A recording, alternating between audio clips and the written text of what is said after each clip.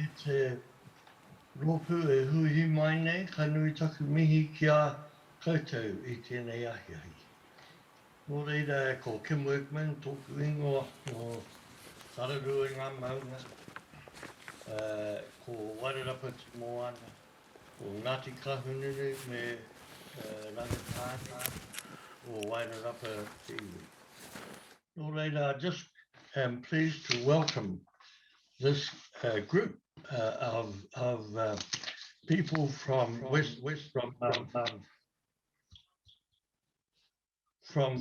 from Australia, Canada, and New Zealand. Am I getting some sound there? Can you hear me? We can hear you, Yes. The topic that we were asked to discuss was entitled Dreaming Our Future is an Authentic Indigenous Government Research Relationship Achievable? And all of those present are Indigenous people from their own nations. The use of police to establish settler societies and suppress Indigenous resistance is well documented. To date, the police, as the gatekeepers to the criminal justice system, continue to play a disproportionate role in the lives of Indigenous peoples. However, the Indigenous push for self-determination and global movements to acknowledge the Indigenous population and to address issues of legitimacy, police legitimacy, are increasingly important. So today's discussion is necessary to establish Indigenous viewpoints. And often we find that evidence-based approaches to policing and social order are not that well informed by Indigenous communities. There is a persistent view that a preoccupation with Western methodology results in an evidence-based approach which is purist, narrowly focused, and devoid of community and cultural context. What we'll do in the time we have is to invite each of you to comment from your own perspective on those sorts of issues. Each of you either are from the police or are engaged in some way or other with the criminal justice system or in your profession or occupation. So I'd like to start with Chief Dwayne Zachary, who has worked for the Kahanawake Peacekeepers since 1997 and is currently the Chief Peacekeeper. He is responsible for the administration of all policing functions in that area, and in 2013 was elected president of the First Nations Chiefs of Police Association of Quebec. In 2016, he was elected president of the First Nations Chiefs of Police Association. Their role was to build capacity in order to raise the standards of policing services offered to Native communities. The Kahanawake Peacekeepers' primary service is law enforcement within the territory, focusing on safety, protection, and accountability as the key areas of concern. Tā Kim, aroha mai, we weren't able to have that particular guest on the panel today. He was unavailable, so if I can get you to move to your next guest, that'd be awesome. Thank you. Yes, that's fine. Okay.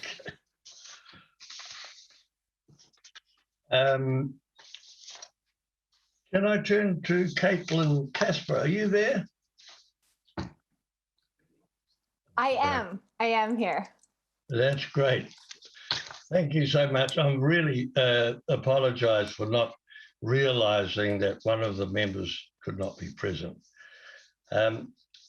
Caitlyn, you must excuse my pronunciation because we haven't had a conversation, but you are an Anishinaabe woman from the Chippewas of Georgina Island First Nation. You hold an honours specialist in political science from the University of Toronto and a Juris Doctor from Osgoode Hall. You practiced law in Northern Ontario before opening your own law office, specialising in criminal, family, child protection and mental health. A law for communities that include the Northern Remote Fly-in First Nation reserves. In 2014, you joined the Aboriginal Legal Services as legal counsel, and you've represented clients at every level of court within the country, including the Supreme Court of Canada, always advocating for recognition of the First Nations peoples, Metis and Inuit perspective, and representation on issues that most impact Indigenous peoples in Canadian law. So Caitlyn, can I start by asking, what are the critical issues you face, both as a practicing lawyer and as an Indigenous person? It's such a big question. So as an Indigenous practicing lawyer in Canada,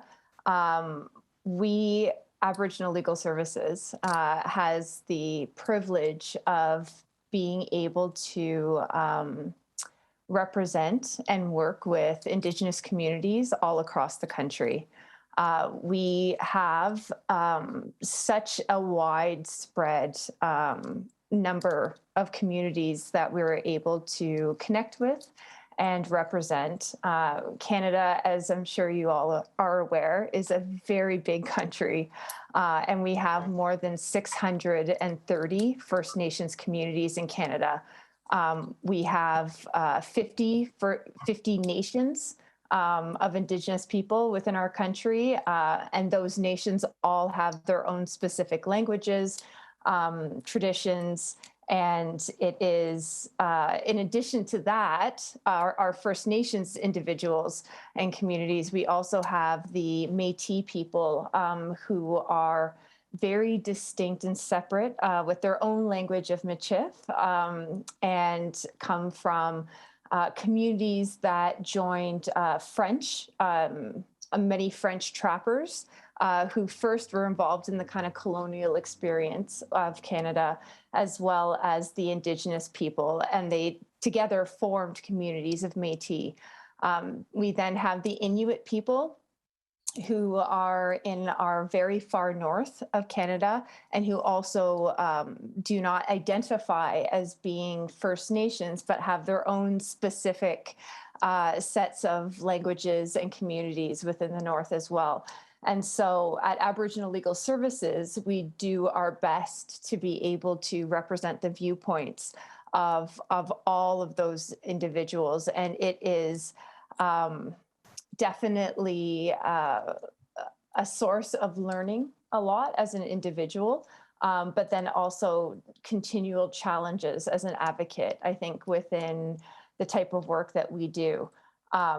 It goes without saying when we talk about critical issues that each one of these communities has been affected in a different way through colonialism and through the way in which the Western systems touch and have encroached in our communities on our way of life, on the experiences that we've had. I know that there are themes that are very similar within New Zealand, within Australia, within Canada, that speak to the way in which assimilation occurred. We have a long history in Canada of the residential school system, where our children were forcefully taken by police, by the RCMP, the Royal Canadian Mounted Police, and brought into the residential schools. And there is definitely a lot of tension, distrust, and issues in the communities related to policing as a result of that. And a lot of, I think, systemic discrimination that occurs on behalf of policing within this country. We definitely have a large number of children in the child welfare system within our country. And we've titled that the 60s Scoop. That started after the Second World War and had continued right up into the 1980s. And now we have the Millennial Scoop, which describes the system that we have now with kids forcefully taken from our communities. And so a lot of those types of issues are critical in the sense of contributing to the trauma and the harms that our communities face. And with respect to, again, the discrimination of all of those institutional systems. So as an Indigenous person kind of working within this context, I think it is difficult, to say the least, because a lot of the ways in which things are done in the Western government does not necessarily interface with how we deal with problems in our Indigenous communities.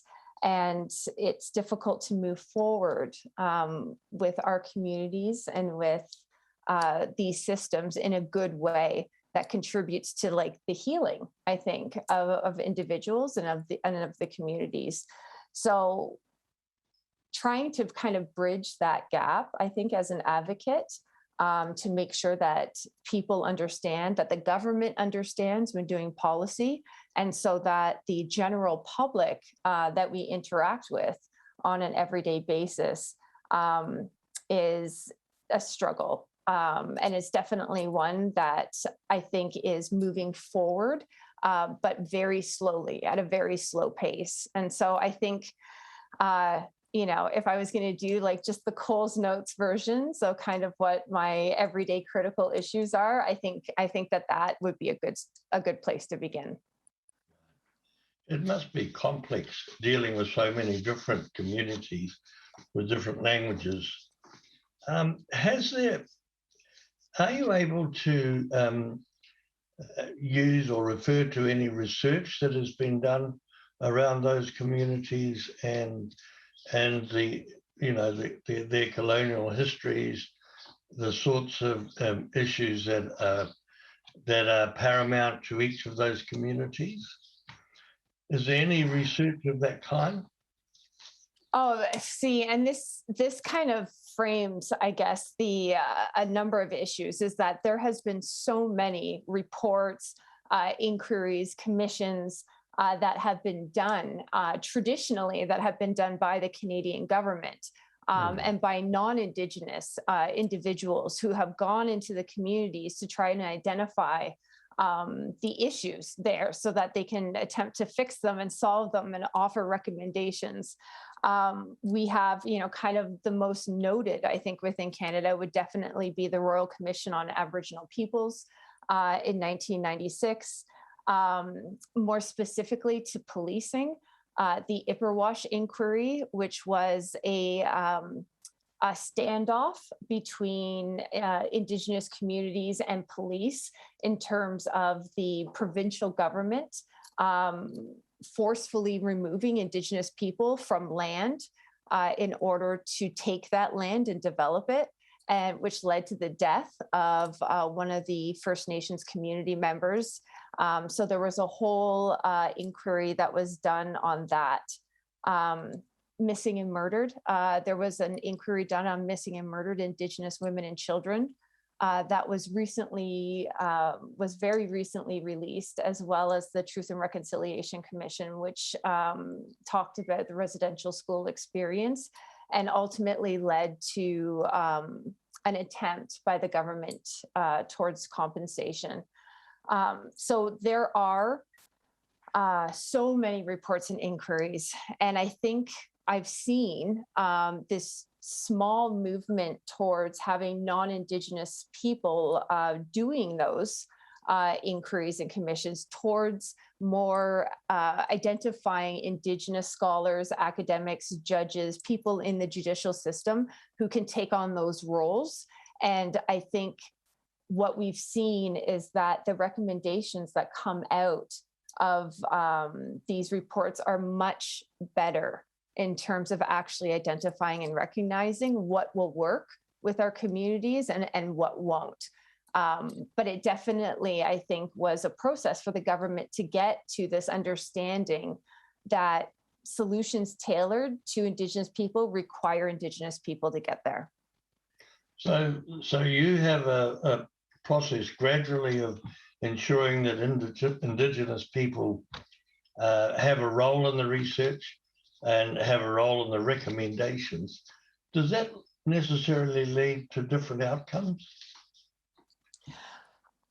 I think so, in the sense that the recommendations are more valid and they're more specific to the communities that they're coming out of. And those are kind of those regional differences that I'm talking about. But ultimately, I think so many of those recommendations are based on harm that's been caused by government, by Western government. And so they require the government to act on those recommendations, because I think ultimately we have to understand that you can have the most significant and impactful recommendations that these people can possibly come up with that reflect the community. But if the government, if there's no willpower and no impetus of the government to really participate in enactment of those recommendations, then we're still going to ultimately come to a place where the healing doesn't occur. Right. Look, I think that really sums it up, and I'm sure that a lot of those people listening today will be able to compare that experience with the New Zealand experience. And we are changing, and hopefully it'll be a great movement towards the future. Just one last question, Caitlyn.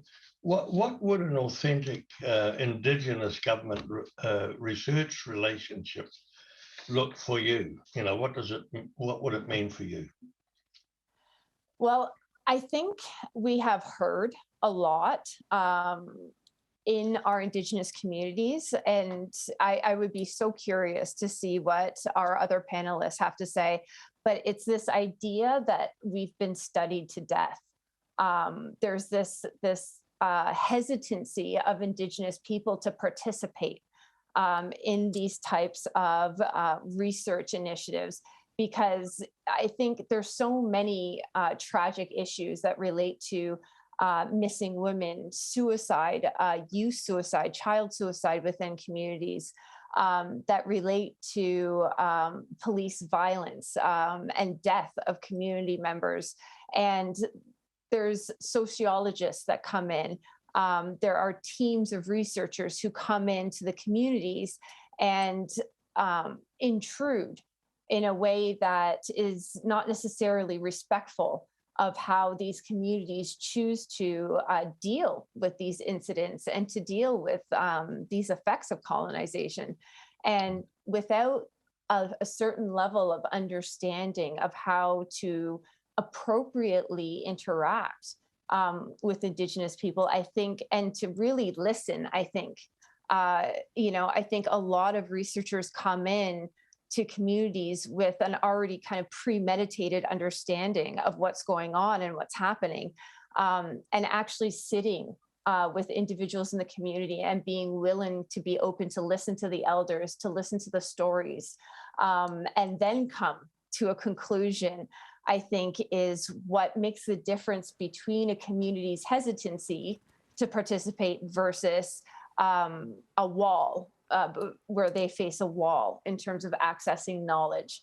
And so I think that if it's going to be authentic, it either needs to be done by people who are from those communities, who are Indigenous, or who are willing to let everything that they believe and know about their sociological background, to let that down and to come in an open slate, a clean slate, and be open to receipt of real knowledge. I'm sure the other members will have something to say about that. And I just want to thank you. I think that's been a powerful statement for us to consider. I want to turn now to Inspector Maxnette, who is a Noongar man and a police officer of 35 years, who was appointed to head the recently established Aboriginal Affairs Division within the Western Australia Police, and to build and nurture better relationships with Indigenous communities. Sounds a bit like Wali Homaha. He said, yes, firstly, can I, Sir Kim, firstly, hello, Kaya, to the New Zealand brothers and sisters, kia ora. From myself over here in Wajak Noongar, can I just say a big kaya, wandu wandu, narakara buja, Noongar buja, Wajak buja. Court and Cardigan today. I love speaking from my heart and my head. And can I just say, I probably don't need to say anything after Caitlyn just speaking, because the exact same issues are here in Western Australia.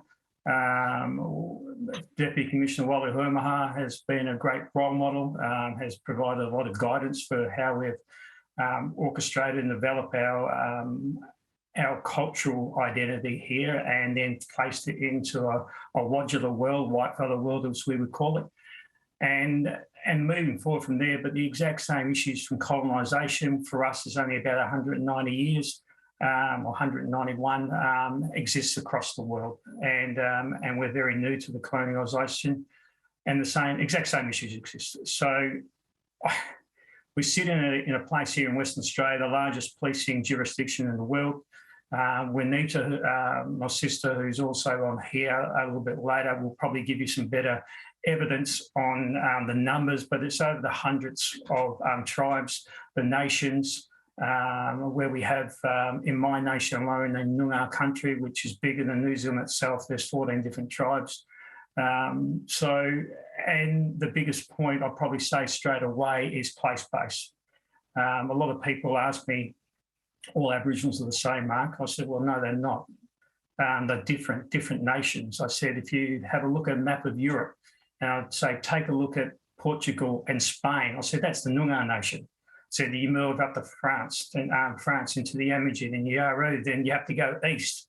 And I said, then you go into Germany and Switzerland, you go further north to Norway. I said, and if you went and spoke to a German and said, oh, you're a European Aboriginal, they would slap you. If you spoke to an Italian person and said, you're just like the Greeks, they would slap you. If you called Europeans European Aboriginals, they would slap you. So we have that exact same situation here, but lots of people just can't understand that. And that's the problem we have with any sort of evidence-based research. It's not place-based. And then the issues and the cultures and the translations and the relationships alter throughout the whole entire state. And in terms of government-funded research, they're trying to put it in the same swimming pool. I like to use the swimming lanes scenario, and hopefully we're in the same pool and we might be swimming in different lanes. Unfortunately, a lot of the times we're in different swimming complexes in different states, and we're not even on the same page. And I know what Caitlyn said before, particularly about, we've been researched that much. And I'll say straight up that research is a colonialism. Research is a colonialism. So when you bring a colonialism to a culturally authority society or community, where we sit, and we've been doing it there's now evidence that we've been around here for 85,000 years, and we've been yarning, and we bring our problems, and it takes time. And government can't understand that. The rotations of government want things dealt with in yearly cycles. They want to get up to the next ERC, the Economics Review Committee. They want to move on and have things ready by elections. Well, it doesn't take that. It takes longer, and cultural authority will take its time. Anyone in the group here is Indigenous. They know their connection to Buja country. They know their connection to ancestors. They know their connection to the spirit.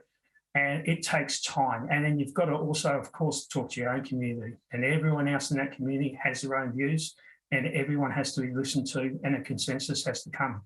So when we wheel the wheelbarrow down the road, as we have been doing for 190 years now, and we ask the exact same questions and we get the exact same answers, and we then try to develop the same outcomes and actions, we're not going to get anywhere. And I'll talk about the parapet wall.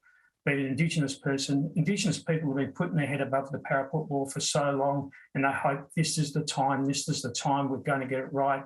And it's not. They get knocked back down, they put their head down again, and it'll be another generation, or as I talk about in policing, it'll be another 5 or 10 years before it gets right again. In terms of being an Indigenous person myself, well, you can see my colour. My father's Aboriginal, my mother is Scottish and Polish heritage. So I have an identity crisis in myself at times to explain, but my name, Ninyett, is a Noongar name. It's my great-grandfather's name. It's his totem. And I'm proud as anything to say that. And I try to explain to people at times what it means, because people don't understand what it is to be on country. And I think the best way I could describe it to people who may not understand it. I've got a friend who I sit on the board with at Reconciliation WA, and he just says, I'm trying to understand it. And then he started explaining how he's from Greece, and he went back and saw his great-father's hometown, who had come out to Australia, and he went to a particular point on a particular part of the island, and he looked back down across the bay. And he said, I fell to my knees, Mark, and I had goosebumps and I started crying because I felt home. I said, now welcome to my world. That's what I feel like walking on my country every day. So when people don't understand that concept of what it means to Aboriginal people to be on country, that's the concept that we have it. Australian people who are born here in Australia will start understanding the concept, but most of them say, I'm an Italian Australian or a Greek Australian. They go back to their heritage of their parents.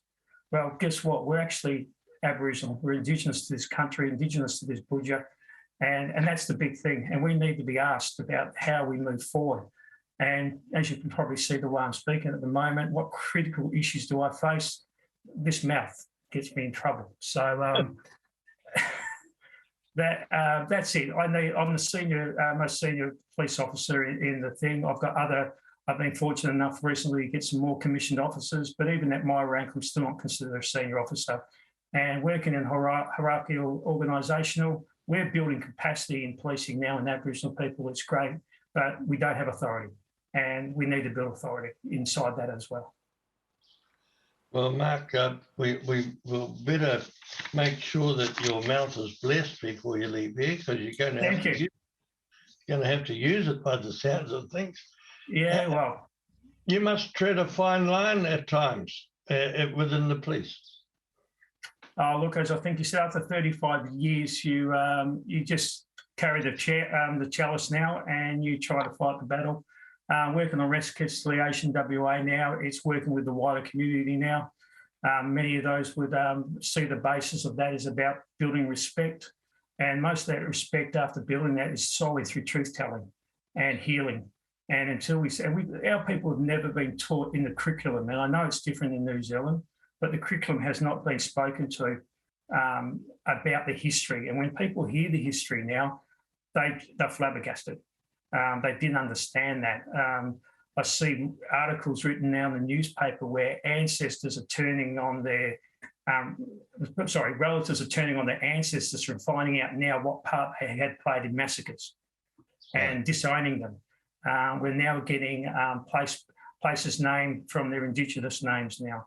Things are changing. It's slow. I'm happy to say there's a new Aboriginal empowerment project coming out from our Department of Permanent Cabinet, but that's been built on the background of cultural authority. And it's the first time something like this has happened. But how do we now move that out across all the nations and all the tribes across Western Australia is the issue, and it has to be place-based. And to get that, you need to have Aboriginal people in government walking it and driving it, and then you need to have Aboriginal people at the community base waiting and assisting to assist us in delivering and consulting with them and working that out. But I know what Caitlyn said before, it's been going on for so long, and all our elders have elders fatigue, as I call it. You know, so many times over so many years, education comes in and they want to do an evidence-based research. Then police comes in, then health come in, and communities come in, and it's the same elders who go to the same place, and they just want a one-stop shop. But we know what the issues are. It's now coming back and sitting down around the fire if needs be, around the tree, or in the urban areas. It's sitting down around the table, but it's taking time to talk. Now, like what Caitlyn said, and I've always said it, it's simply one thing, and I'll stop in a second to do it. It's listening. Sure. Thank you, Matt. I'd like to turn to Juanita. Bartholomeusz is your outsider.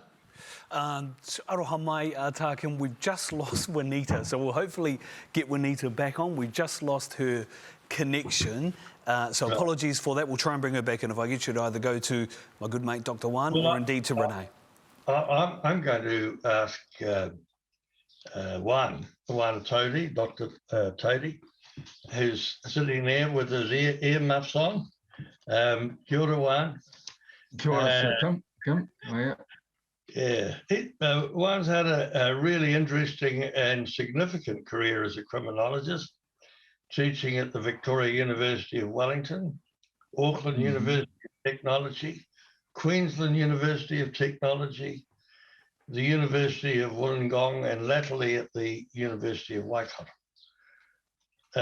You've also worked in the Ministry of Māori Development and the Ministry of Social Development, and have a range of academic interests, including Indigenous justice, state crime, settler colonialism, criminology, and research ethics. One, I was really interested. I didn't realize this until I did a bit of Googling, but you published papers around about 2018 on institutional research and the role of ethics boards who are engaged with Indigenous researchers, which I found a really interesting topic. Would you like to talk about that and share with the panel that research? Sure. Okay. I'll try and sort of streamline it into the issues that we are talking about, and I think I can do that in some ways. Yeah, it fell out of my actual PhD, my doctoral research. For those listening in who have not had the displeasure of having to deal with research ethics boards at the institutional level, you have to go to them for them to certify you as a potentially ethical researcher with the communities that you're going to go and do research with. And my doctoral research was actually international comparative research between a couple of First Nations in near Vancouver, the Stalo and the Chem people of the Fraser Valley, and also obviously in the comparison to Māori in New Zealand as well, around about what the barriers were and issues were with self-determination and developing our own responses to crime, to social justice and crime control, and being policed as well. And the research ethic, and after about 3 years, I've actually did a couple of trips to the Fraser Valley to engage with the Elders Councils, particularly with the Stalo Elders Council, to develop ethics protocols for doing research with them and to getting their sign-off, which I did get. Eventually, the Research Ethics Board at the university where I was decided that because I was taking a place-based collectivist type of approach to informed consent, not an individual signed pieces of paper, they deemed me as a risk to not only to the Stalo and Chem, but also to Māori, which was interesting to me since I'd been doing research with my own for about 15 years at that particular time. And so in the end, I did get sign off anyway, because I told them I was going to do it regardless of whether they gave me permission or not, and we could deal with it in court later. But also what I did was I thought, well, this is interesting because self-determination in the realm of justice, in the realm of criminal justice, There's also self-determination to be able to research our own in the ways that are appropriate to us. So I added questions about what the First Nations in the Fraser Valley and Māori I interviewed for my PhD thought about the determination by the ethics board that our way of approaching ethics, like informed consent, was unethical in the European or the Western research framework, so to speak. Yeah. Now I'll try and dovetail that with some of the things that we're talking about. So, Yes. So how does that relate? So how does that relate to developing a respectful or a meaningful research relationship between First Nations or Indigenous peoples and, for example, the police? Well, I think the lesson learned from the research that I did, which demonstrated in actual fact the Eurocentric approach to informed consent, which is individualized, et cetera, does not suit the collectivist approach or the lived experience of First Nations. Not all, but many. Right? So when we go, the lesson learned from my research is that if the police, whoever it is, New Zealand, Western Australia, I don't know, Ontario, what have you, want to go into Indigenous communities, Anishinaabe, Ngāti Porou, or whatever, if they want to, the best way to ensure that their research is ethical is to seek guidance from those First Nations themselves about how they want to be engaged with. If your first point of contact is the Research Ethics Board of Victoria University, bless them, still love them, or my university or whatever else, there's a fairly good chance that what you're going to get is a highly standardized approach, tick the box approach, which is not going to be nuanced enough or informed enough about what are the requirements for doing meaningful ethical research with that particular community. And if you go in and your ethical protocols do not respect their cultural and social context, then your research is going to be meaningless to those people. Well, that was a very long answer. Yeah, no, it's a good answer. And I just want to ask a question on top of that, if I may. Sure. We're here to discuss whether it's possible to have, really productive and positive relationship between Indigenous people and the research community and the government. You've been doing research for a long time. Mm-hmm. How would you like to, can you comment on that? Do you think it is actually possible to work productively? Yeah, I've been, since I was invited to do this, to be part of this process, that question I have thought about long and hard. Sir Kim knows more about me than he's letting on. So if Mark talked about letting his mouth get in trouble, mine's got myself in trouble with government agencies, including the police, Ministry of Justice and Corrections, on many times, including during the 10 years that I was actually in government. So I'm going to have two parts to my answer, if I may. Okay, and it is informed by the fact that I actually worked in government, and I was actually part of interagency projects like effective interventions, what have you. Worked very closely with Wally and his crew and the police and other agencies, but also as an external activist scholar, because I am an activist scholar. Okay, I am not, as many crime scientists I've met tend to claim, I am not neutral at all. Right? I'm very subjective. I'm highly political. The research that I do, the commentary I make, is usually very critical of government agencies and the policy processes that they utilise. The research that they do, for a very good reason, is because I like to speak on behalf of, or give voice to my own people's experiences. So I just want to put that on the line. So there's two parts. Is it possible to have a meaningful, respectful relationship? Yes, because I've actually seen that occur. Okay, it is possible for some of us to be able to have that kind of relationship. I'm probably not one of those. I've been in the game too long. I know where the bodies are buried. I've had far too much experience of I think, the controlling nature of government agency research, control of the process itself, the what information is actually released. In other words, I'm too well aware of the political context of governmental research, whether by police or other agencies like Ministry of Social Development, to the point where I'm actually so cynical that I choose not to be involved directly in projects, for example, working with, for example, police, corrections, or justice. I choose to stand outside that process and prefer to do independent research with my own. So I guess, yes, I think for some people who are better suited, whether psychologically or what have you, it is possible to have a meaningful relationship and work with police.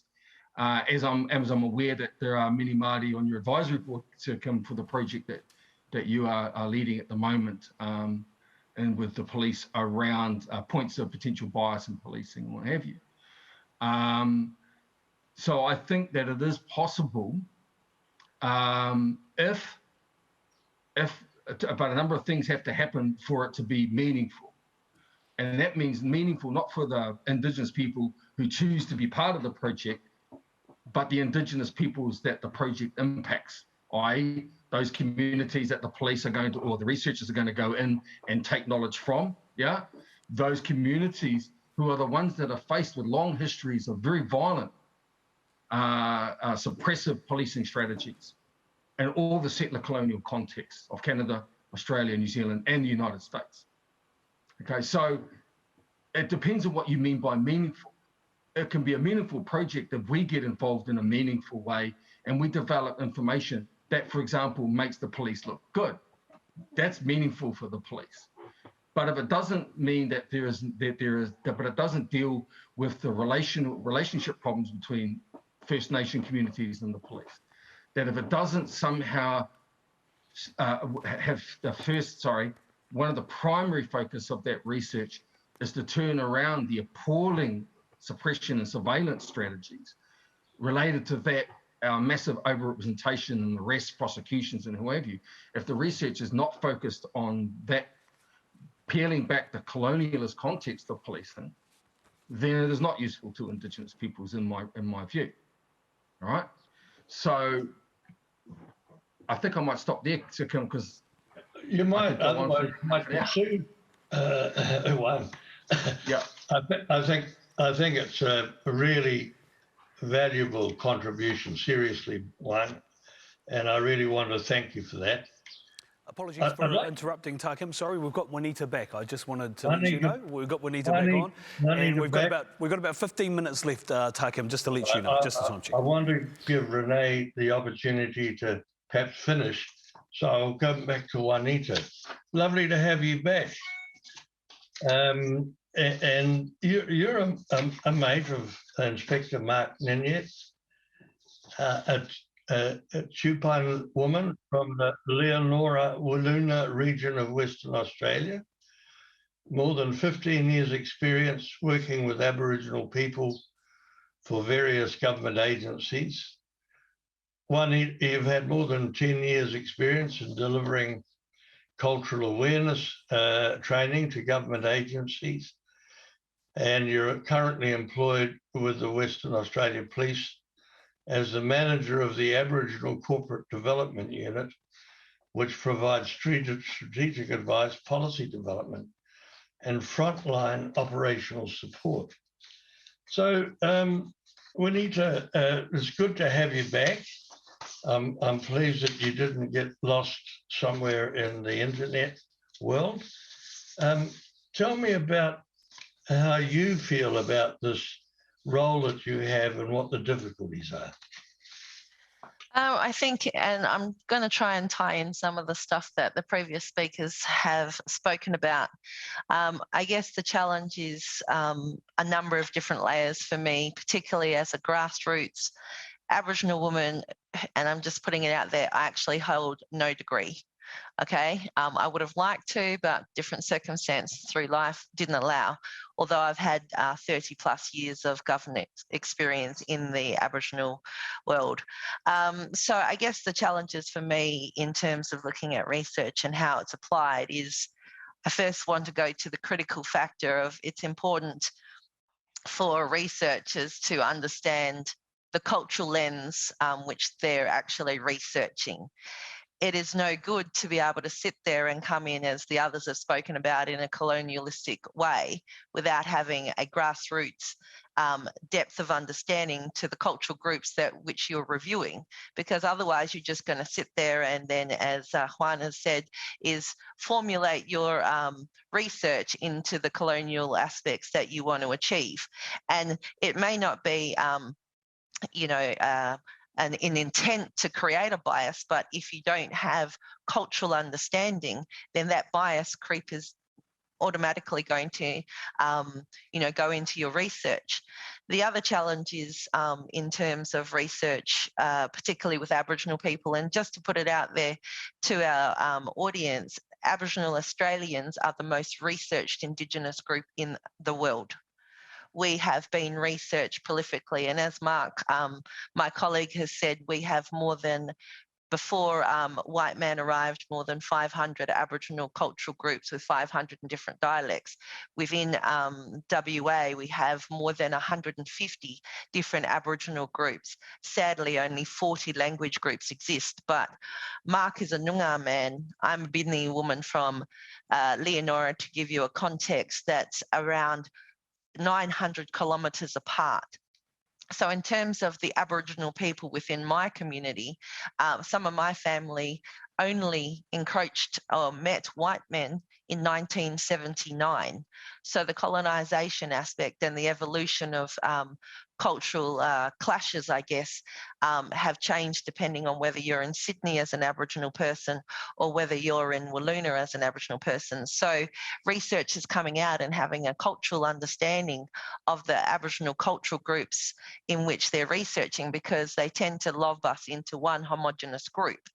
And firstly, that is a terrible, obviously, thing, because it takes away our diversity and our cultural identity. But it also tries to put, a square into a round peg, because the cultural displays the cultural understanding of my communities out in the bush, out in the more remote regions of WA, are far more different to the urban aspects or even large town aspects of Aboriginal people on the coastline or in some of the inland. So researchers really need to have a strong cultural lens. What is the purpose of their research? I have seen countless researchers on family violence, countless research on youth suicide. What is the benefit to community? What is the benefit to young people when the youth suicide rates are continuing to go up? So if we've been researching them for 40 years, one has to look at, and agencies as well as academics have to look at, what is the purpose of that research? Is it just, and I'm going to be quite bold for some of them, if you put your hand up and say you're going to research Aboriginal stuff, you're usually going to get a grant. But that is actually not the purpose of it. We need our communities helped. Similar to probably Juan, but on a different side, because I do have worked in policing for 15 years, but I'm not a sworn officer. The importance of that research to the agency. But I want to put a challenge out there, and I do say that WA Police has challenged themselves a little bit, is I want to see researchers looking into the police service and looking at what we do instead of researchers continuing to look out into community. Because that's really, really important to challenge the status quo internally. So police officers researching police officers, if they are wanting to do some of that research, or having people look into the lens of policing. And we did do that with our cultural security audit, which is the Coffin report, where Julie Coffin, actually an Indigenous woman, actually looked at WA Police's position in terms of their cultural security and how we engage internally with our Aboriginal employees and staff and development of policies, etc. And also then how does that go out into the wider service delivery for Aboriginal community. So I know that, because I know that Renee needs to speak, it's really, really important, as I said, primarily to get the cultural lens right. What is the purpose of that research and the benefit not only to the agency but to community, and making sure that the recognition of diversity of Aboriginal Australia is taken into context when that that research is being conducted. And as I said, and Mark, I think you touched on it, just making sure it's community voices with Juan and obviously Kasper as well. It's community voices that need to be, they don't have to have degrees.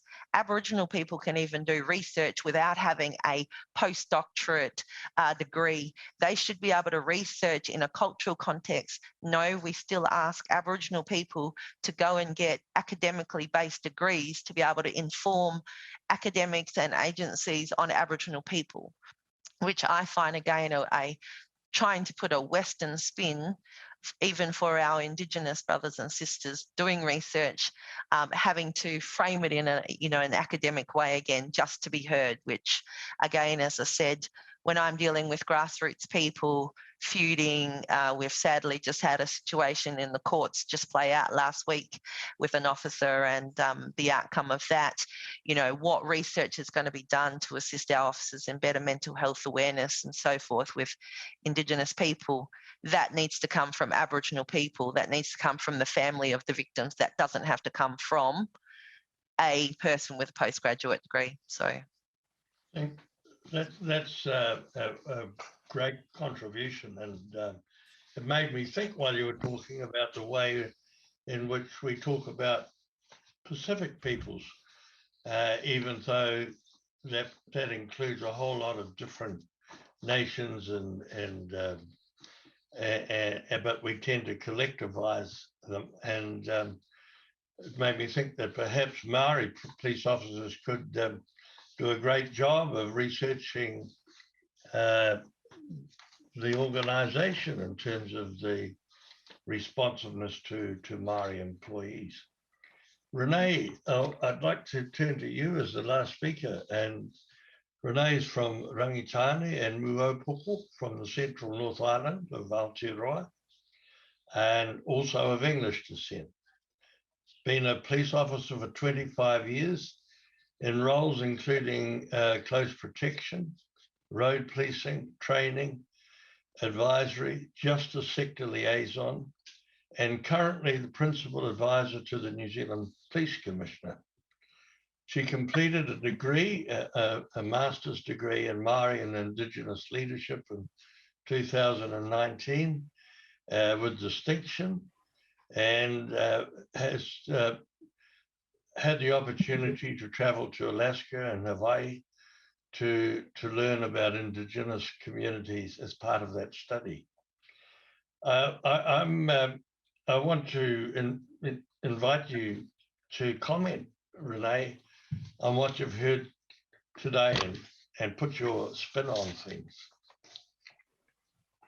Tēnā koe tā kanui te mihi kia koutou i ngā rangatira e te pai nei.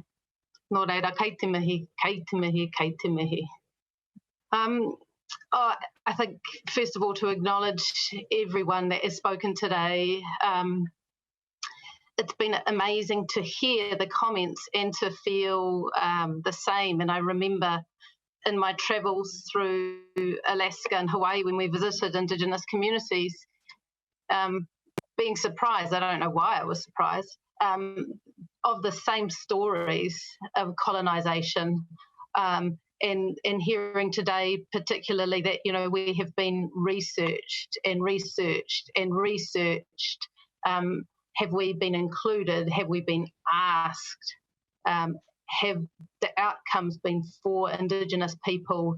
I think it's an issue that is facing all of us in trying to get research set in the right direction, and for all of our Indigenous communities and the organisations that we're with, acknowledging Dr. Tauri there in Waikato University as well, and just picking up on a point that he made, in calling himself an activist scholar, I really resonated with that term in particular, because I think for me, when I went through my master's program, I had lots of aha moments at the beginning, and then they moved to outrage, and then I felt like I became an activist, and I sometimes struggled being in the same room as many of my colleagues with this outrage, and then it moved to understanding and a desire to support and build and share that knowledge. And I feel very strongly that sense of responsibility that I now have, having been through that amazing learning experience and completing my master's, and the cultural tour that I was able to do through Alaska and Hawaii. It was I'm very, very privileged for that. Picking up on a piece that Wanita made that I think faces all of us and is in a way in the same thread. Wanita said that she didn't have a degree. I didn't have a degree before I started my master's journey, and it had always bothered me. And I joined together with a number of Indigenous people who were in the same position, and we realised that it was an aspect of colonisation. And we moved through that. We realised the mātauranga, the knowledge that we already had, that our ancestors have and passed down to us. And that this degree, this elusive degree for many of us, isn't necessary to have meaningful research being impactful on Indigenous communities. I really appreciated also hearing the healing and humanising aspects that should be drawn upon in research. You know, I look at our New Zealand context and in particular New Zealand Police and the Evidence-Based Policing Centre.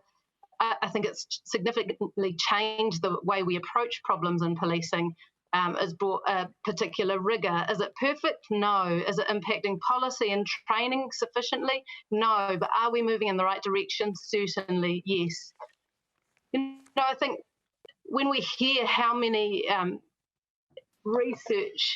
how researched Indigenous people are, I just think how patient our ancestors are. And, you know, at this point in time, I think particularly of Moana Jackson, as I often do, and think of the amount of time, or many times, that he must have been called upon, how relevant his research, which is now 30 years old, still is today.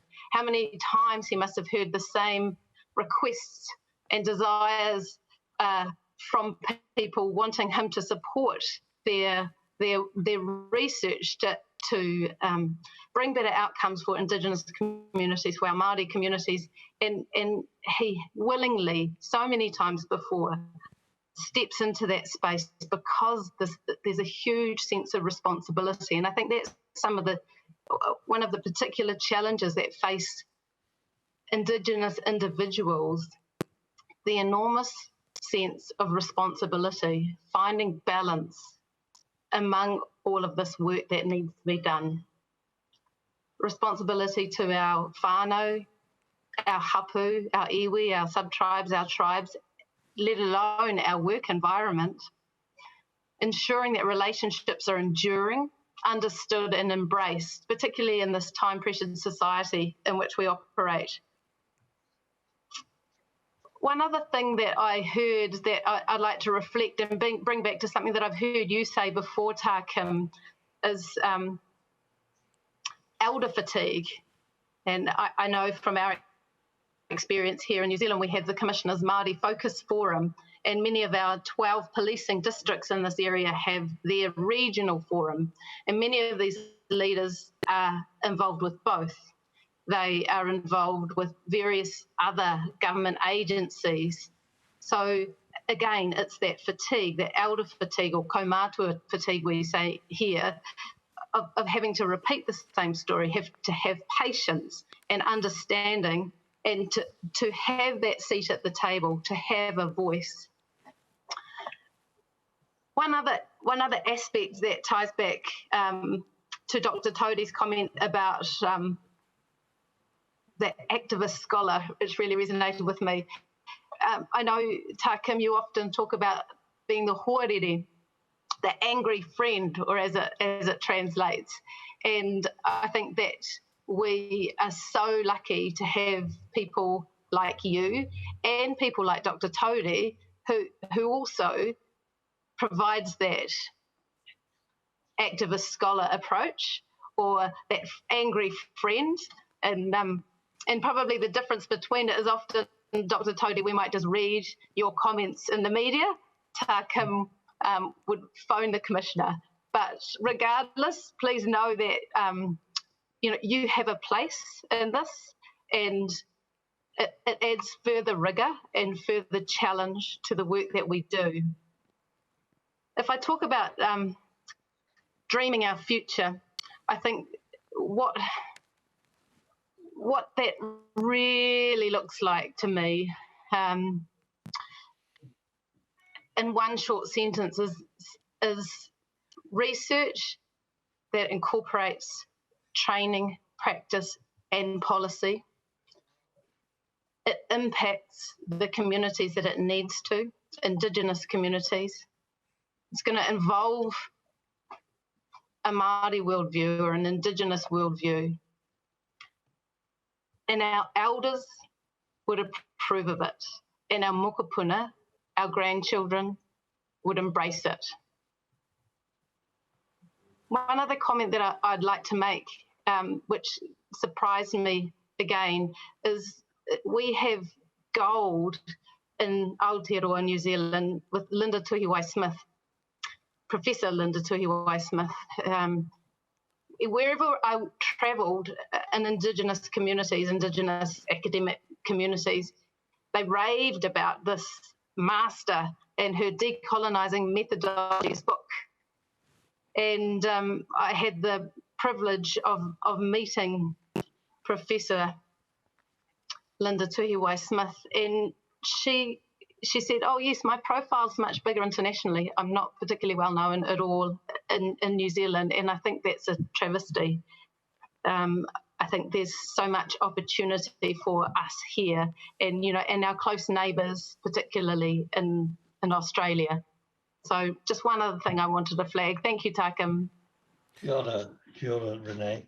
It's time to come to a close, and I just want to thank everybody for your contributions and a lot to think about.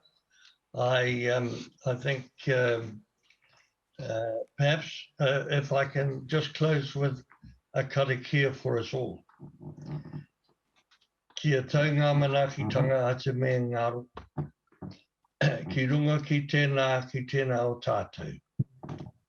Kia mahu i te hua makihiki. Kia toi te kupu, toi te mana, toi te aroha, toi te reo Māori. Ka tūturu, ka whakamawa kia tina. Home e, hui e, tai. Kia ora. Bye.